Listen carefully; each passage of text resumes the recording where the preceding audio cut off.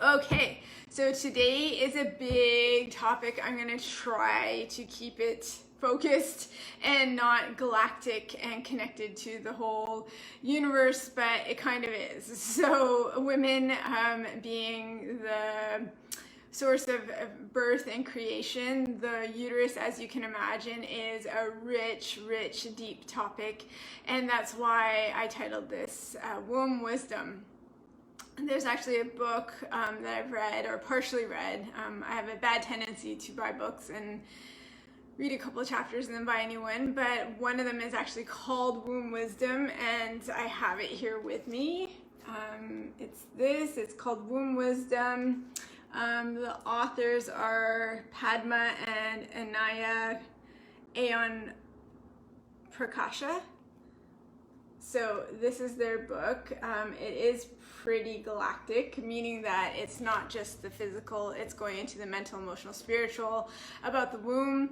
I really enjoyed whatever I've read so far, which I haven't gotten fully through it yet as I look at my bookmark. That's a really good one. And then an oldie but a goodie is Christiane Northrup, Women's Bodies, Women's Wisdom. That is another great resource if you wanted to read more about the womb and womb wisdom. She's old school pioneer. She's on Instagram. You can follow her. However, she's an MD, and prior to all these functional medicine doctors coming online and really taking naturopathic principles and claiming them as an MD, she was one of the first to do that. So she really took a lot of naturopathic principles and applied it really early on, when it would have been thought like that's just total horse shit to do anything natural or consider the emotions linked to the body. She was way ahead of her time. So in her book there is chapters on the womb for sure, and that's really what her whole platform was about. And I think she has a daughter now who's an adult daughter and also has a similar platform. So the womb, as you can imagine, is like this portal. Here we go, already started with the deep. I can't help myself. But the womb, the uterus, is like this portal to our inner worlds.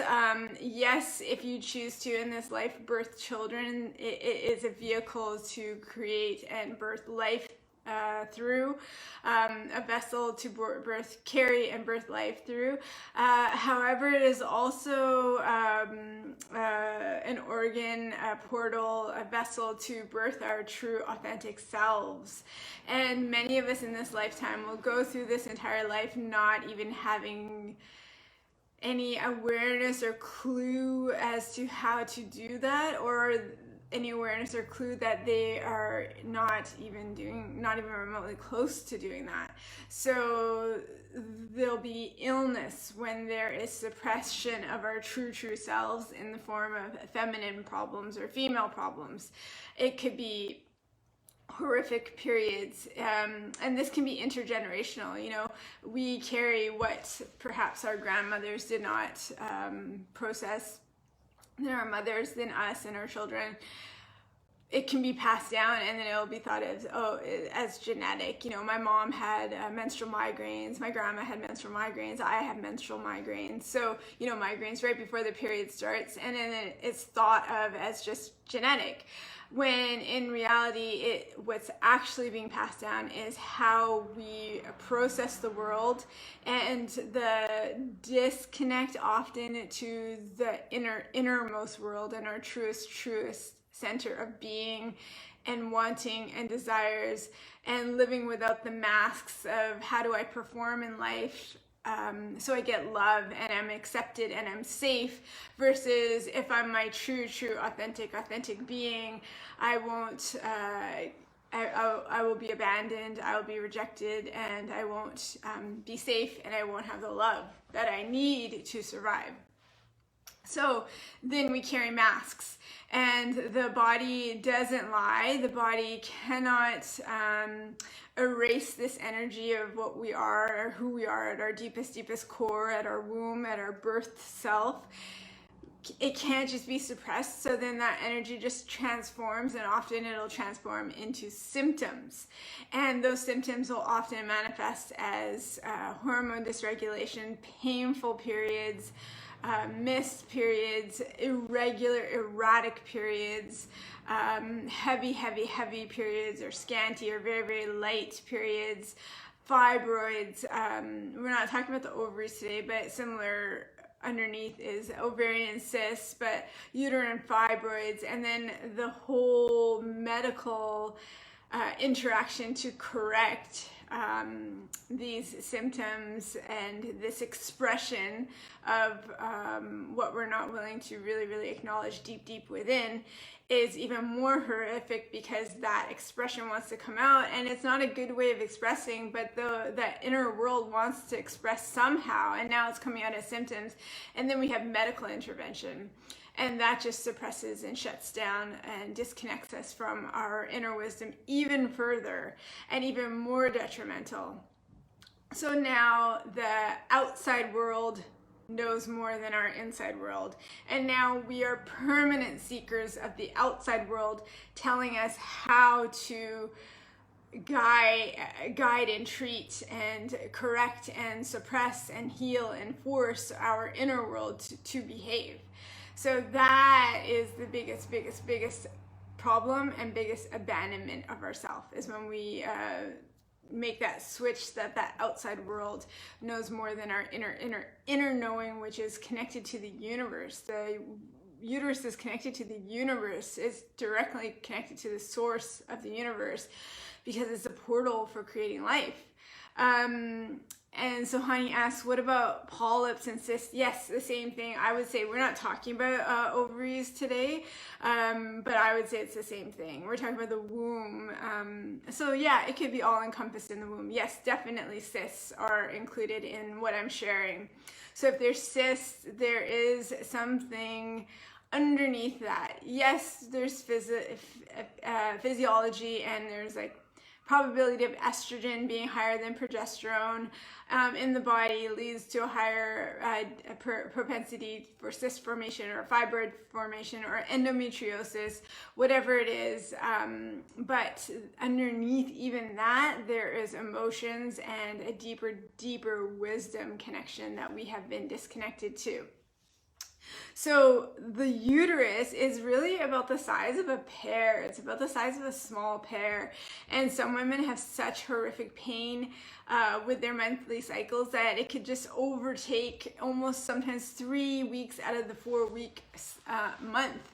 And so the cycle, starts, and there's pain throughout. There's pain at ovulation, midway cycle, and then the pain you get like a few days reprieve from pain, and then the pain starts again a week before the cycle. So it could be, this tiny little thing can occupy our entire month, and it can be as grand as that, or a few days of just before and lying in horrific pain. I remember watching my mom. She'd be like rolling around on the floor in pain, in such pain, and with like hot water bottles and stuff, and I just never knew what was going on and why she would do that. But for her periods were horrifically painful. So that is a glimpse of, yes, there is something physically that we can work on, physiology we can work on, but there's a deeper imbalance. We do get hints of our inner world. So this is my first point. We get hints of our inner world prior to menses. So each menstrual cycle, there's a PMS period, and most of us are taught to be like, oh, she's just PMSing or whatever, which is, quite not honoring of the feminine. And women do it all the time. You'll see it on TV, and men will do it. Oh, it must be her time of the month. That is very much of the patriarchy and kind of keeping women down, and not men keeping women down, but the system keeping us down. And women do it too. So it's just like, oh, it's that time of the month. Oh, she must be, that time of the month. When really that pre-cycle, whether sadness comes up, whether pain comes up, whether grief comes up, whether anger, rage comes up, what happens is premenstrual, so our wombs are really like, the period is an opening to our inner world. So Hardeep is just watching. Hi Hardeep, welcome. So our wombs are like an opening, our periods are an opening to our inner world, and that first few days is an insight, because it's really hard to figure out, where do I start? What is my inner world? I don't know. The 3-4 days before at PMS is an insight into our inner world. And what we've been taught to do as a society is be annoyed by it, be troubled by it, be inconvenienced by it, and want to shut it down as quick as we can so we can get on with our working day. We can get on with doing whatever we have to do with school, with work, with family, with kids, with whatever we have to do. So slam back a couple of Advils, get it done, and then the period comes, and usually most of us feel better.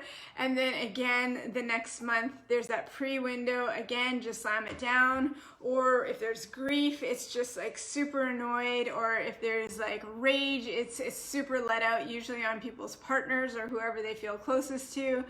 I remember one of my early patients, she came in for hormone regulation, and she has such a kind, understanding husband, and she, with PMS, would rage at just the stupidest things. And one month she came in, she was like, I totally raged on him because he cut my hot dog wrong. And I laughed so hard. It was so funny. And I was like, you can't do that. That is not okay. First of all, A, you cannot yell at him and rage at him because he's cutting your hot dog wrong. And B, why are you eating hot dogs? We're trying to balance your body here. And we laughed really, really hard when she said that. But that is a perfect example of, she wasn't really understanding what that rage was, where it was coming from. It was just like, dump it out on my husband, laugh about it afterwards because it's not there. And then the next month, the same cycle begins. I've had other patients where their partners could be like, oh, your period is coming. They can tell, there's a look on the face, and they can tell, and then they stay away. So that window before the period is an opportunity to look in that inside world. As we address what's in there, where's that rage coming from? It's not from the hot dog being cut wrong. In fact, it's probably not, if you're in a good, stable, safe home. Obviously, there's issues in every single marriage and every single partnership, every single probably it's usually not the husband. It's usually deeper than that, connected to something, some probably powerlessness or something deeper in our worlds that they don't even have any clue about. And it's not about your kids not listening at that month and it's making you even more crazy. It's something deeper than that. So that window before your period is an opportunity to look deep in. Why is there grief? Why is there rage? Why is there sadness? Why is there a need for comfort? Fatigue. So why are you tired during this time? Does it mean you're tired in life? Tired, there's something underneath the tired too. So there's something to be looked at. Tired is linked to the adrenals, it's linked to the blood flow, but there is something underneath that too. A balanced cycle should start and stop, and there's really no hint of it. Like it comes, you're like, oh yeah, it was my cycle today. Like I just knew because I had a little bit of a spotting, and I knew the flow was coming immediately afterwards. There's a start and stop, and there is no horrific issues. That's when the physiology is balanced, the hormones are balanced, and the inner world is balanced. Does that make sense? So it's like an opportunity for this inner world, and most of us just slam right through it, take some Advil, keep running, and then the body's like, again, energy can't be created or destroyed. So again, the body's like, okay, you didn't really listen. So at menopause, that premenstrual window is smashed open, and it's almost a daily thing. So it's like daily, this is what we're dealing with, these emotions. And that's why also, again, you see in the media how this time of the month, this transitions from cycle to no cycle, this menopausal cycle, is deemed to be horrific, like we need medical intervention. There's sweating, there's this, there's that.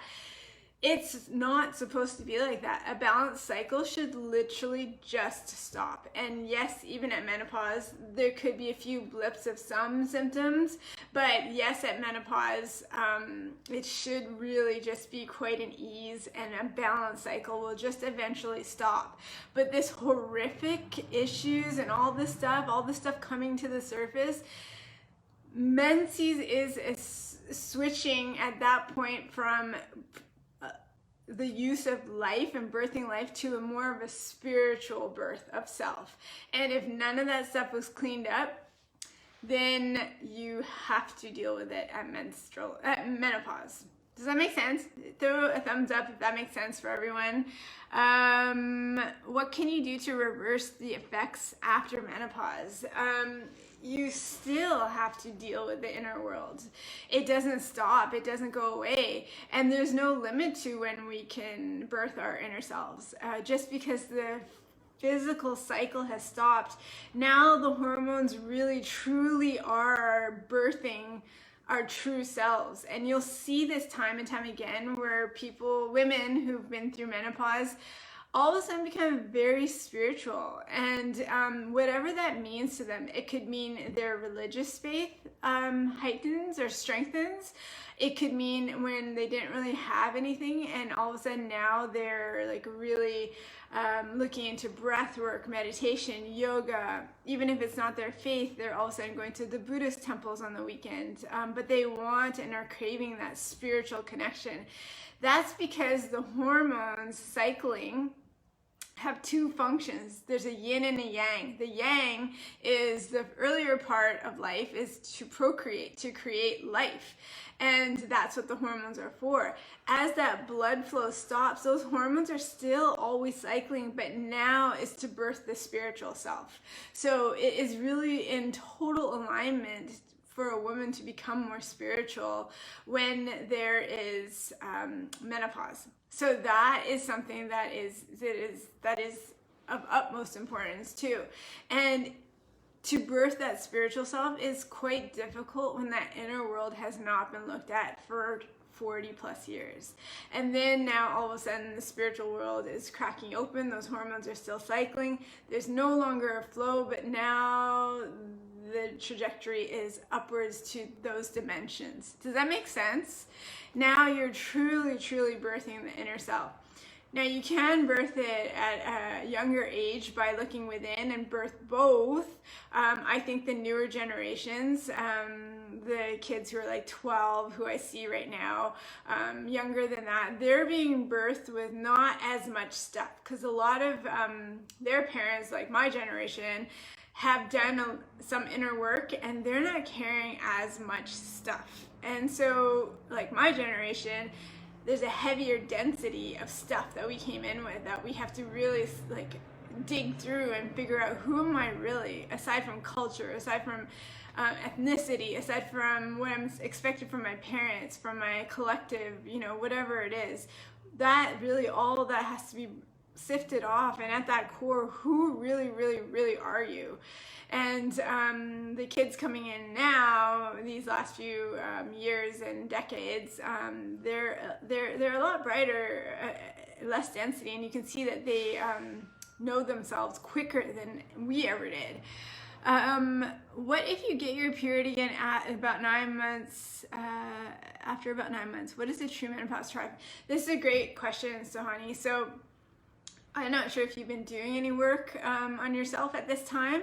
However, the hormones in menopause, as they stop, as the blood flow stops, the hormones are still cycling for up to 10 years. You can still feel the cycle. You can feel like, oh, my cravings or that bitchiness is coming up, or whatever, the anger, the sadness. There's no flow, but you can still feel the cycle. Even the fatigue that Deep was asking about, you can still feel that, but there won't be a flow. So there's up to like 10 years of still cycling hormones.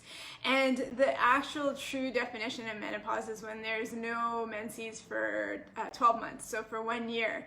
So oftentimes when I'm treating, when somebody's in peri and they're almost at like 8-9 months, oftentimes they'll get one period, especially if they've been doing a lot of work with me, because the hormones that are no longer having blood flow still need to be balanced. Because if they're not balanced and there's hormones issues like cysts, fibroids, all that stuff, they still need to be balanced, because that will result in other symptoms as a person gets older. Now it won't be, hormone related or period related. It'll be other symptoms, and they still need to be balanced. So as those hormones are being balanced, you may get another period. And it may just be you aren't doing work with anyone, but you still may just get another period, because that's the nature of the game of perimenopause. So does that make sense? Does that answer questions? Why is there a shift after pregnancy? Probably because of lack of sleep. Yes, you can dig deep into your inner world, but I think at early when the baby is quite born, is not really a time to look into your inner world. It's really all about them. And so your fatigue is probably linked to lack of sleep. Maybe there's emotions, but it's not really a time to delve into those at this time. So Sohani said, yes, it does. Thank you. Okay, good. So that makes sense.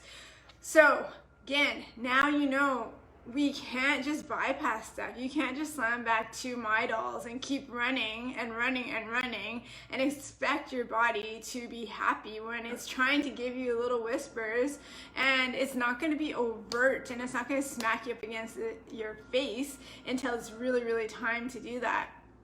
And so that will happen often, menopause, when that window, that small little 3-4 day window is now busted wide open, and your body's like, okay, you gotta deal with this.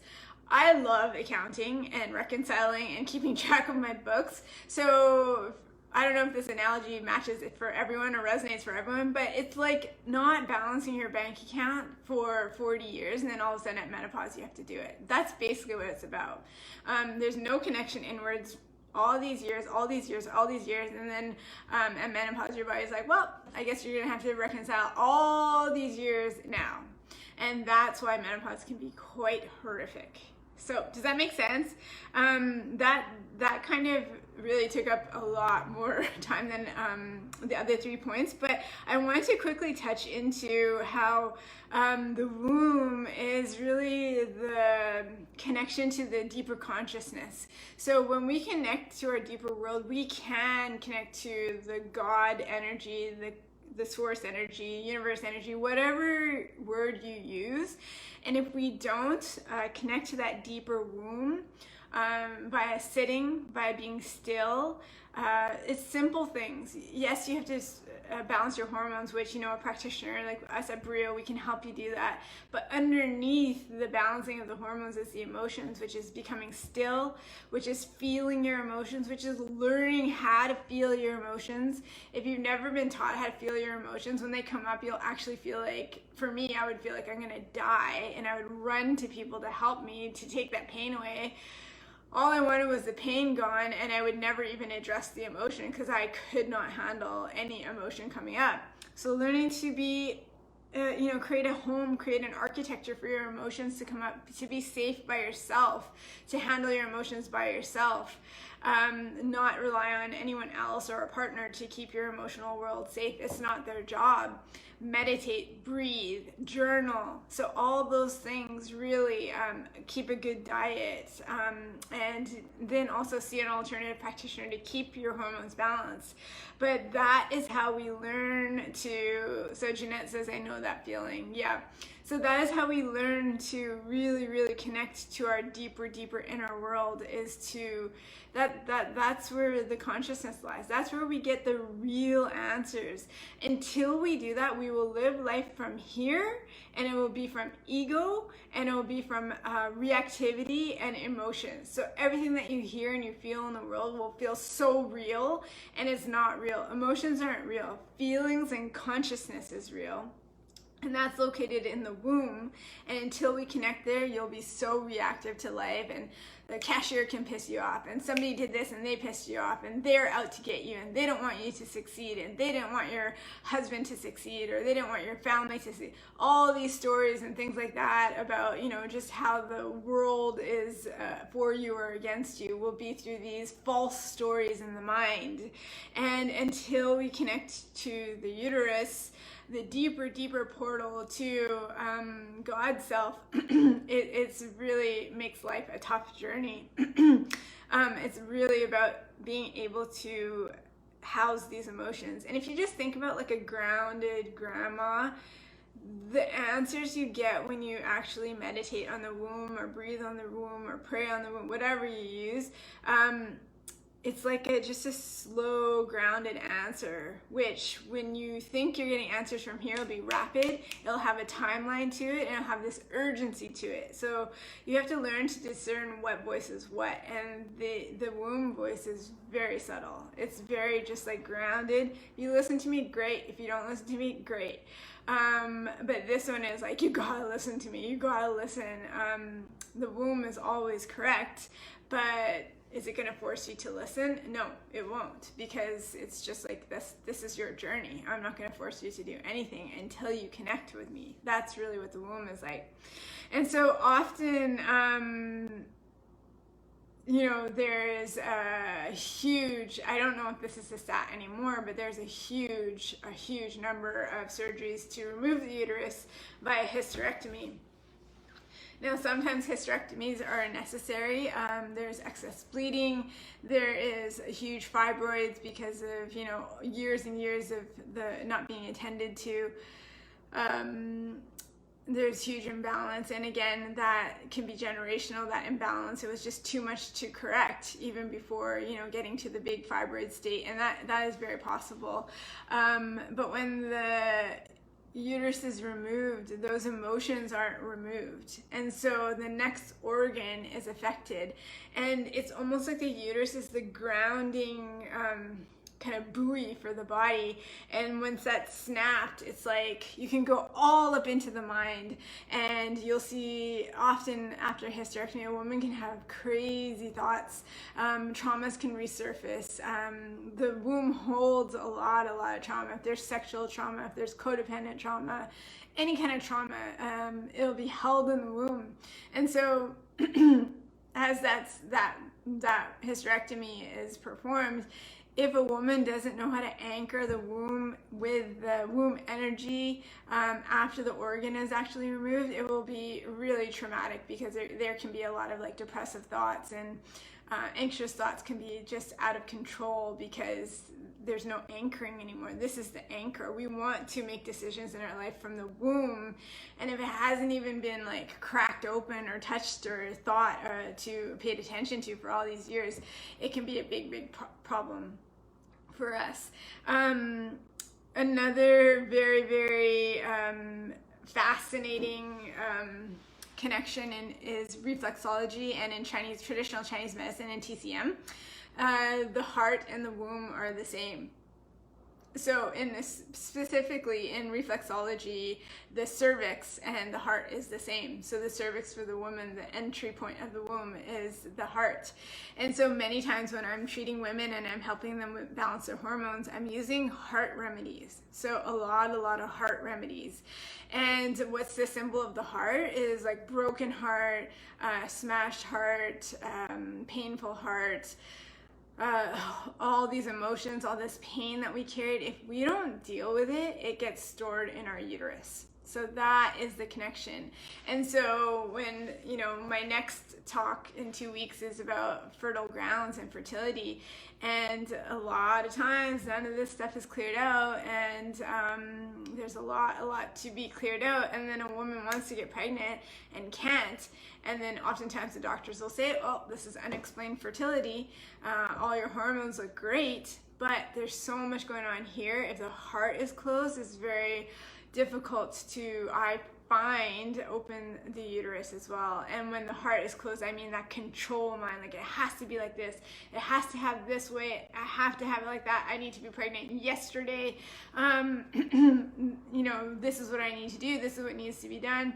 That's not connected to the womb. The womb gives instructions and we follow. The mind is leading, it's charging through, and it doesn't actually know the right thing to do. It knows how to control, and it knows that it has this idea of what it thinks is going to work, and so it, come hell or high water, it will make it work, where the womb surrenders and gets messages and takes action from that. It's very different.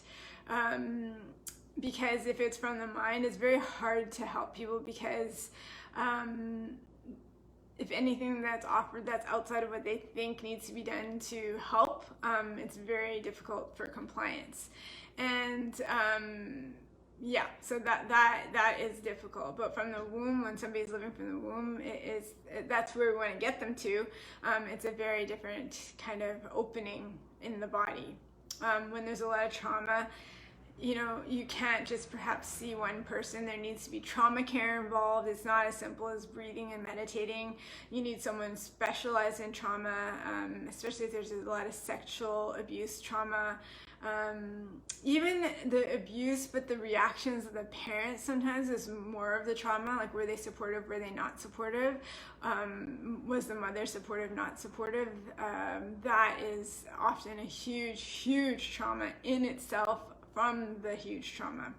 So all of that needs to be dealt with. And does it seem like a lot of work? Yes, but it's worth it, because when you feel that peace, there's really nothing like it. And then you have this like wisdom of the womb that is connected to magical things that you could not even conceive from this pea brain up here, and then you're connected to the universe, and then how life flows through you is really just this infinite peace and this ocean of like love and creation. And is there atrocity still in the world? Yes, but then you're connected to a power that can help transform the world, versus from here is often from not so much of a grounded place that can't make huge transformations. So that's really what I wanted to touch on for the womb wisdom. I'm open to answer any more questions. I hope that's helpful. This is like a fascinating topic, which, you know, I could probably do a series of like 10 talks on the womb, because there's the physical, but when you tap into the spiritual part of the womb, it is so fascinating. And I've done non-stop work on myself. Like I said, my mom had horrific periods. I think from me doing all that work, I broke something in that lineage, because I don't have horrific periods. I never did. Was there imbalances that I had to work on? Yes, but I didn't have any female hormone diagnoses that were in my family that I had to break. And now when my period for many years starts and stops, it's like, oh, it's there, oh, it's gone. And I honor that time, and I still kind of rest during that time. That's another thing. During our periods, most women are like running around and doing everything, still going to the gym. We shouldn't be doing that during our periods. So we should be resting. So Christy just logged on. Welcome, Christy. I'm just finishing up. I hope you can catch the replay. So Kimmy asks, why are my periods all over the place every month? Should I worry? It's not so much worry, but they should be regular. And looking into why they are irregular is important, because they should be regular. And to me, without knowing anything about your health history, that does to me denote a hormone imbalance, which needs to be corrected. So our hormones are the foundation of our bodies. There's so many offshoots of issues that happen when the hormones aren't corrected. Yes, like sleep. I've had people who had anaphylactic food allergies just because they gave birth and their hormones went off. You know, they never had a food allergy in their life, and now all of a sudden they're like EpiPen allergic. That's how powerful the hormones are. When they're off, they affect every part of your life. So yes, Kimmy, just to feel that greater sense of peace, and how I don't think most women know how awesome life should feel. I really don't. So they don't actually go seek to treat it, because we're just kind of thought like, this is how it is. That's what the media says. Just slam back some Advil. It's that time of the month. It shouldn't be any of that. And to me, that is also, you know, women are this is going way too out there, but I'll say it anyways because that's just how I think. There's an assault on feminine energy. Feminine energy is very powerful, very intuitive. It's the creator. And just to brush it off, like, oh, you're PMSing, is so dishonoring of the feminine energy and how powerful we are as women. If you notice all birth control pills, it just shuts down the hormonal system. Why is that? Why shut down the hormonal system? Because that cycling is very, very powerful. That's part of what makes us intuitive. So, you know, everything is about shutting down the feminine, and there's a war on feminine energy, and I don't mean like assaults, physical assault, I mean on the energy. So can you be sexually active and not be on the pill? Yes. But it takes time, and it takes learning, and it takes discernment about the body. And can there be safety? Can you bear all of that? Like, yes, you don't have to rely on external hormones coming into your body and shutting down our hormonal system. Can you go through menopause with like grace and knowing that this is a deeper spiritual birthing, and sometimes that's not comfortable, and can you sit in that and accept that? And can you not have hormones that a 13-year-old should have, you know? Why not allow that age of wisdom and honor it? That's why so much do we need those hormones to put us on that 14-year-old level again? It's not a 14-year-old, it's a woman with age of wisdom birthing herself. So there's a huge assault on the feminine, and that feminine energy, and we have to know ourselves deep enough to be like, no, I'm not doing that. That does not sit well with me. That is not in alignment with my feminine energy, and I will fiercely protect my feminine energy at all costs. So no matter what science tells me, I will find something that matches my deeper knowing. So that's really what I'm talking about. So Hani asks, what about food cravings during periods? Yeah, that's usually an imbalance. Especially sugar, especially salt.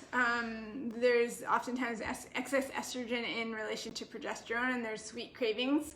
If there's adrenal stress with a person, often with irregular menses, there could be salt, but it's telling you something deeper. There's a deeper knowing. Also, if it's sweet, sometimes you can look even deeper and be like,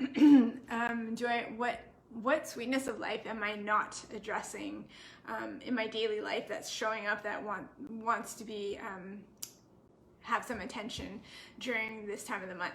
So that's really what I wanted to share. Some remedies, I use a lot of hawthorn. Hawthorn is a remedy for the heart. I use a lot of hawthorn remedy. It's a berry. It's used for blood pressure, and I use a lot of hawthorn remedies for treating the uterus. You can use rose essential oil that treats the heart and the uterus. Red raspberry leaf tea treats the uterus. You can use that to treat it. But oftentimes when it comes to the hormones, you can't treat it by yourself, but the inner world, you can start to do that by yourself. So if there's any questions, let me know. I'm happy to answer a few before I pop off and write up the summary for today, because that's always something that I gotta do right away, otherwise it will never get done. If there's any questions, let me know. I'll stay on for a few more moments. I hope that answers your questions about cravings, Suhani. Anything else? And if I didn't catch your question, sometimes all the questions don't pop up on my feed here. So if there's no more, I think we'll kind of finish off with that. Hopefully that was informative. I love talking about the deeper aspects of women's wombs. We'll go a little bit more into it in 2 weeks with fertile grounds. So Honey says, thank you so much. I really appreciate this. You're so very welcome. If I can do any little part to help this subtle war on feminine energy, I will do it in a heartbeat. So just start to really honor your body and like start to do the work that it feels safe to feel in your body, and then you'll know what intervention is right. Does that mean you'll never get a hysterectomy or never have any intervention? No, but it won't be just like take this, this is what you do. you know your body, and then when it is time to do something medical, it will be the absolute right thing to do, not just like take this, like we're just throwing all this stuff at you. It'll be very, very pointed and needed. So Jatinder says, thank you, you're so welcome, so welcome. Thank you so much. I love learning about women's body. Me too. So Kimmy says, I love learning about women's body. Me too. It is continuously fascinating to me, like continuously fascinating. So yeah, if you want more women's talks, we can maybe do another month of women. So as I mentioned, next month is August. We're going to do detox. Maybe in November we'll just do straight women's health. Like today, it was this month is hormones, but maybe we'll just do straight women's health. If that's something that is of interest, we will definitely do that. So if you have requests for months, we're still creating the schedule. We're trying to lump it into topics. Just email us too at briohealth@yourbriohealth.com. Remember to check out Dr. Jeff's quiz at www.howstressedareYou.com.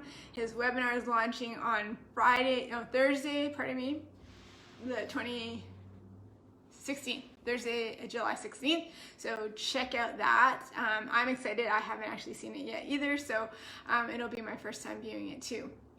All right, everyone, have an awesome Monday. Put your hand on your womb. Thank it. Put your hand on your heart. Thank it. Talk to it. It seems like it might be something crazy, but it will give you answers. And even if it takes you 6 to 8 months to 12 months to hear the answers, it will eventually talk to you. And it will give you deep wisdom. And it won't be from here. It won't be that frenetic energy. Thank you, Kimmy. Have a great day as well. Okay. All right. Thanks, everyone. I will see you in 2 weeks for Fertile Grounds.